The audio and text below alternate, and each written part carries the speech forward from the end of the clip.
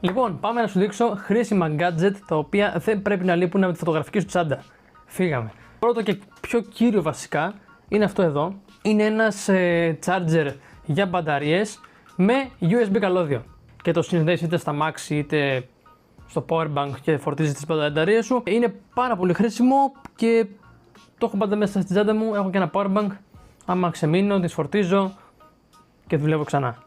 Επόμενο λοιπόν είναι ένα blowerάκι της Nitecore που είναι αυτό εδώ και είναι με μπαταρία. Το συγκεκριμένο πόσο έχει?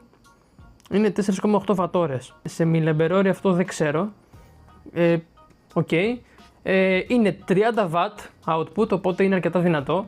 Οπότε επειδή αυτό με κουράζει και δεν βγάζει και αρκετή ποσότητα αέρα και είναι και μεγαλύτερο από αυτό, πρέπει να έχεις ένα μεγάλο για να βγάζει αρκετό αέρα. Οπότε αυτό εδώ είναι ηλεκτρονικό, είναι 30W, είναι δυνατό και είναι πένα. Επίσης πουλούνται ένα εξάρτημα το οποίο το γυρνάς ανάποδα και γίνεται σκουπάκι. Ξεκουμπώνεις αυτό και αυτό και γίνεται κάπως έτσι και το κάνεις σκουπάκι. Οπότε μπορείς να καθαρίσεις την τσάντα σου άμα έχει μπει μέσα χώμα, άμμος και τέτοια.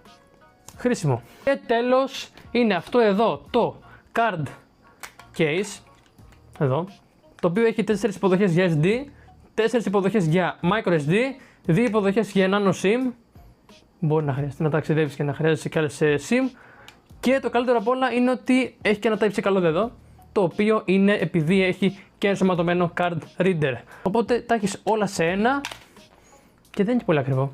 Δεν θυμάμαι, θα βάζω τιμές κάπου εδώ και τέτοια. Οπότε ναι, και αυτό είναι κάτι πολύ καλό.